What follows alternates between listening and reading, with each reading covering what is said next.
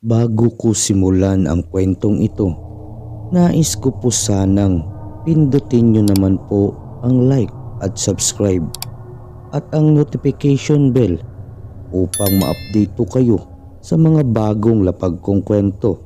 Maraming salamat po mga kapatid. Bago ko po pala simulan ang kwentong ito, nagpapasalamat po muna ako sa iba't ibang kwento o Tuki at nagpapasalamat po ako sa mga admin nito na sina Moti Watashi, Baroy Maoy, Ayen Love Summer at kay Cynthia Arapol. Maraming salamat po sa inyo mga kapatid at isa ang kwento ko sa nanalo sa Paraicon po ninyo. Maraming salamat po. Donald Duck, let's go! Otap, ang magaling at mahiwagang tagasulat. Ang mga tulog na mata na papamulat. Oh my goodness, sa ating nagkugulat. Ay pagmamalaki ko, tropa ko na pato. Kagrupo namin to, kaya kami panalo. Sulit ang kwento at pak na pak. Tara palakpakan natin si Donald Duck. Written by Donald Duck. At sisimulan ko na po ang kwento. Ang itim na bato ng buhay na isinulat ni Donald Duck. Aileen, bilisan mo naman at malayo pang lalakbayin natin. Sambit ni Marvin sa kanyang kaibigan noong high school kasi ngayon gaganapin ang kanilang reunion. Hay nako! Ang bakalang ito hindi na talaga nagbago. Gusto agad-agad mabilisan matapos kaya lagi may naiiwan sa'yo. Dahil kung ano oras yung talagang dapat masunod. Sambit naman ni Aileen habang naglalakad ng mabilis papuntang sasakyan na dala ni Marvin. Pagdating ni Aileen sa sasakyan ay tumambad sa kanyang harapan ang dating nitong nobyo na si Noel.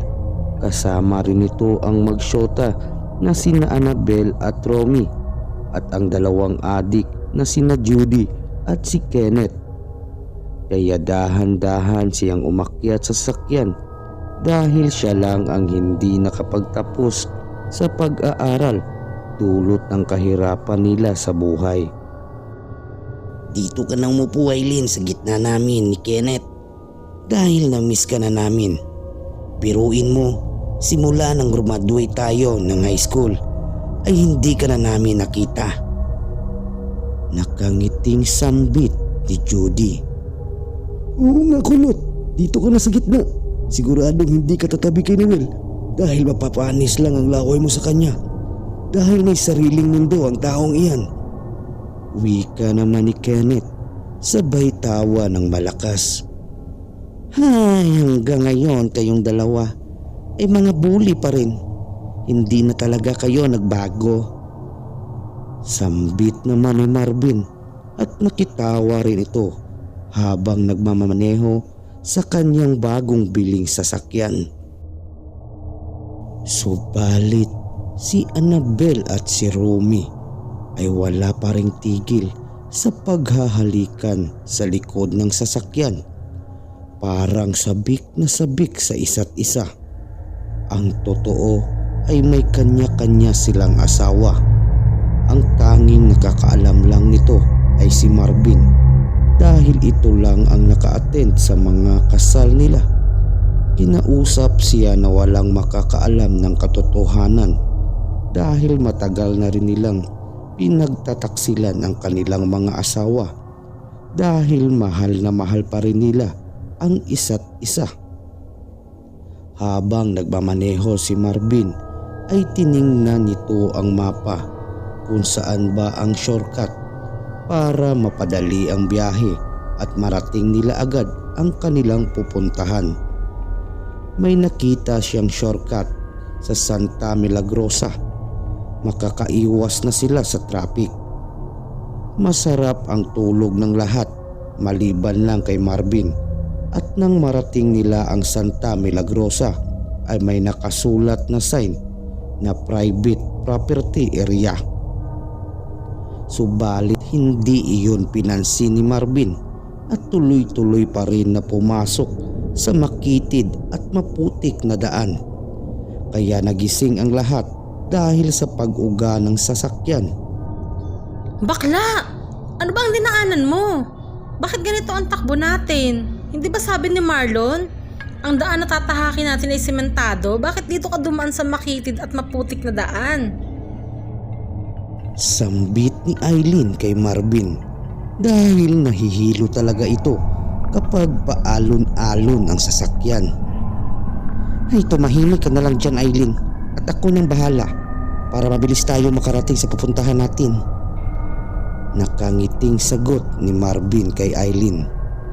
Ilang oras ang nakalipas ay narating din nila ang sementadong daan, kaya napangiti si Marvin dahil maganda na muli ang daan na tatahakin nila. Subalit hindi nito napansin na may isang matandang dumaan sa kanilang harapan at bigla itong huminto sa gitna ng daan.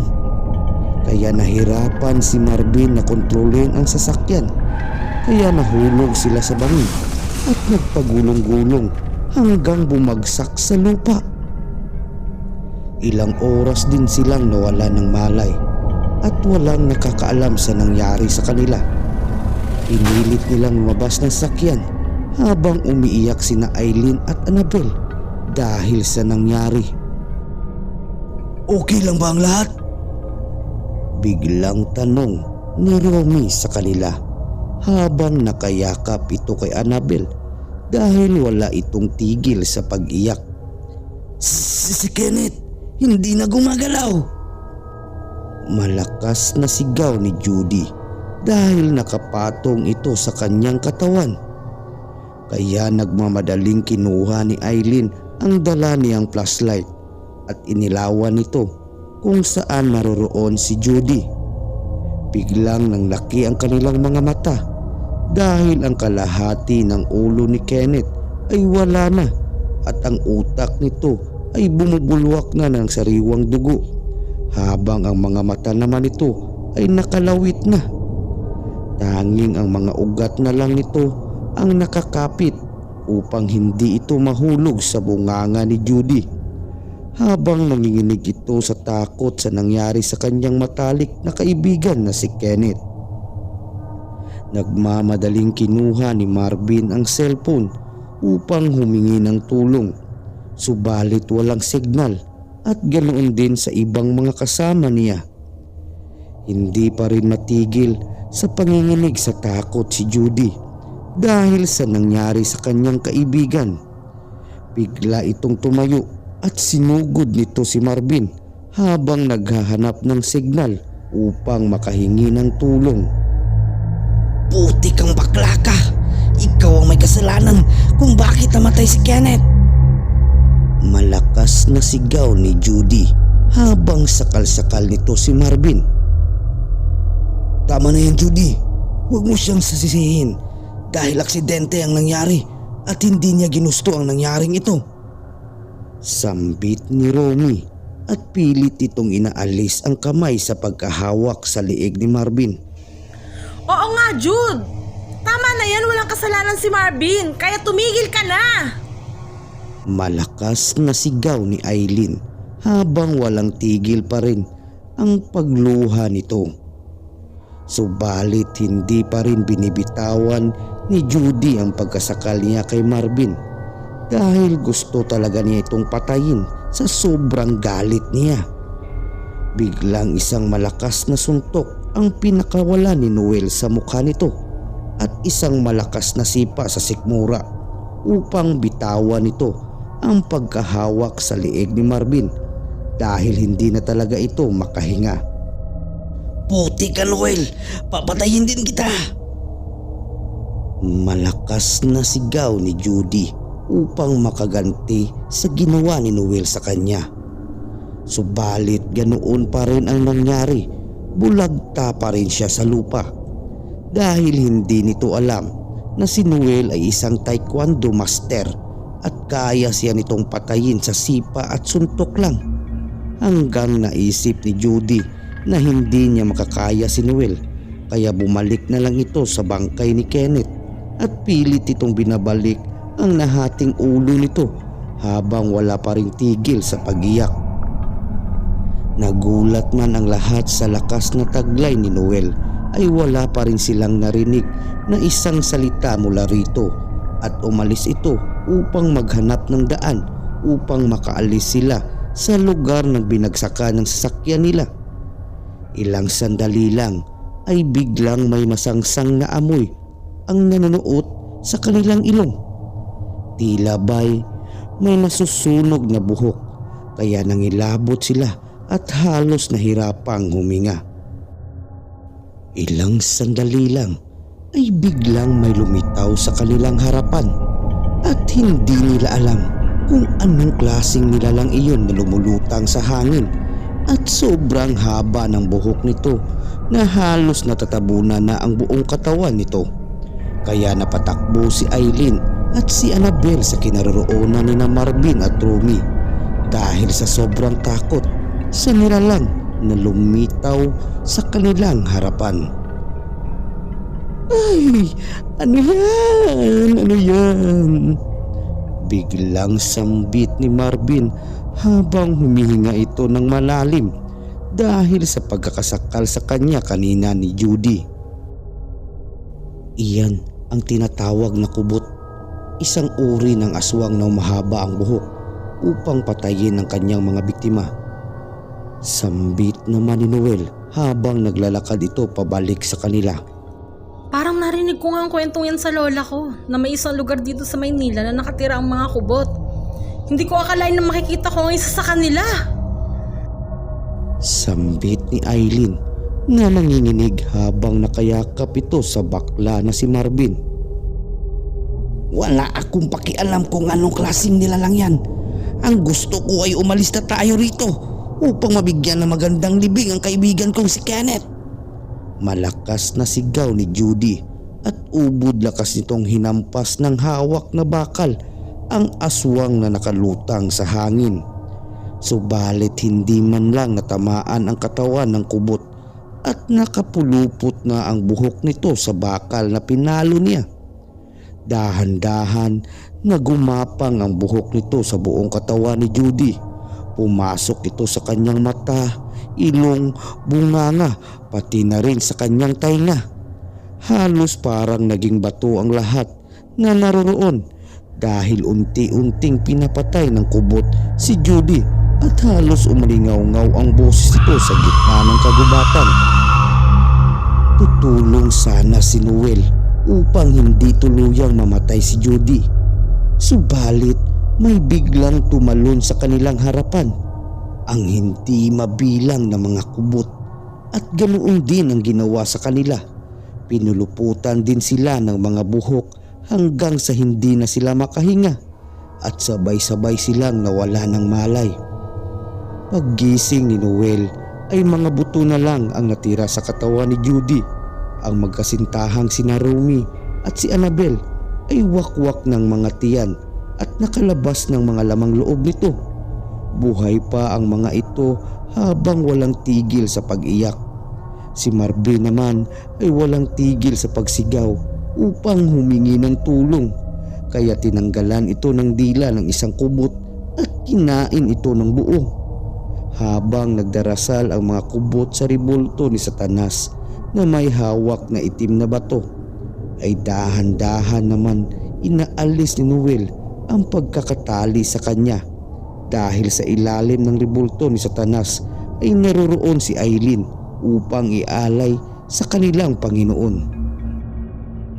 Nang makawala si Noel sa pagkakatali sa kanya ay kumuha ito ng isang kahoy mula sa apoy at agad itong tumungo sa kinaroroonan ni Eileen upang ito ay iligtas. Nang makita ng mga kubot si Noel ay agad nila itong sinugod gamit ang kanilang mahabang buhok. Subalit sinunog ito ni Noel kaya hindi makalapit ang kanilang buhok sa katawan nito. Nang makalapit na si Noel kay Aileen ay agad niya itong tinulungan at binuhat, subalit napuluputan ang kanyang paa kaya nadapa ito at nabitawan si Aileen. Nang makita ng mga kubot na natumba na si Noel at nabitawan ito ang kahoy na may apoy ay sabay-sabay silang tumalon patungo rito upang kanilang patayin at kainin. Subalit may biglang sumigaw. Sige, sige! Patayin niyo ang lalaking yan at babasagin ko ang itim na batong ito! Malakas na sigaw ni Aileen habang nakataas ang kamay nito upang basagin ang itim na bato na nakalagay sa kamay ng rebulto na si Satanas. Huwag mong gawin yan, babae. Hindi mo alam kung gaano kahalaga ang itim na bato na yan sa mga lahi naming mga kubot. Biglang sambit ng pinuno ng mga kubot dahil kayamanan talaga ang tingin nila sa batong itim na hawak ni Aileen. Kung ganoon, palayain ninyo kaming dalawa upang hindi ko basagin ang batong ito! Wika ni Aileen at dahan-dahan itong lumalapit sa kinaroroonan ni Noel. Sige, babae. Palalayain namin kayong dalawa. Basta ibalik mo yan sa akin, ang hawak mong itim na bato. Malumanay na sagot ng pinuno ng kubot kay Aileen. Paano kami makakasiguro na makakalaya talaga kami? Paniguradong tanong ni Aileen. Duda siya na baka nililinlang lang siya nito. May isa akong salita, babae. Pero dapat ay walang makaalam na napadpad kayo rito sa lugar namin. Dahil kapag nalaman namin na kinuwento ninyo sa iba ang lugar na ito, ay uubusin namin ang buong pamilya ninyo. Pasindak na wika ng pinuno ng mga kubot.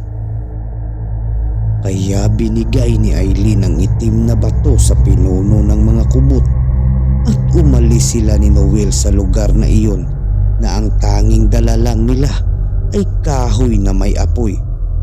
Labag man sa kanila na iwanan ang kanilang mga kaibigan, subalit alam naman nila na mamamatay rin ang mga ito dahil sa sugat at pinsala na ginawa ng mga kubot sa kanila.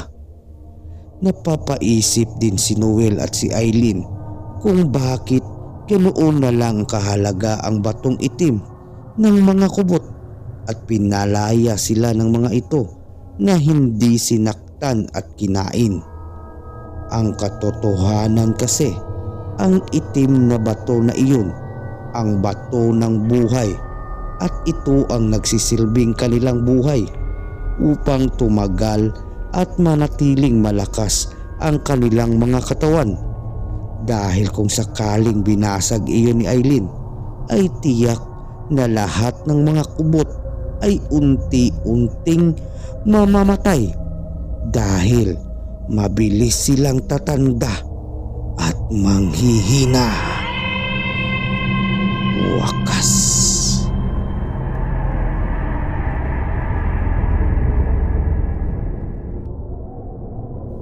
Dako naman po tayo sa shoutout. Uulitin ko pong ipa-shoutout ang mga admin sa iba't ibang kwento o toki na sina Moti Watashi, Baroy Maoy, Ayin Love Summer at kay Cynthia Arapol. At gusto rin magpa-shoutout ni Jafera Skill Vincent Hakuso.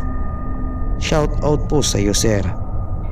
At doon po sa huling lapag ko na kwento na Kalye 11. Shoutout po sa mga nag-comment. Shoutout po sa iyo, Althea Jane, kay Emo Jane, Biba Mascarados Vlog, Bartolomeo with Angel Wings, The Warrior Angel, mga kwentong horror ni Kundani Akda, kay Binibining Imahinasyon, No More Snow Channel, kay Joey Boy, kay Mang Miss Mars, Looney Huntress, at kay Black Maria, at kay Sid Vicious. Maraming salamat po sa pakikinig, at maraming salamat po sa lahat ng mga silent listener. God bless you all po, mga kapatid.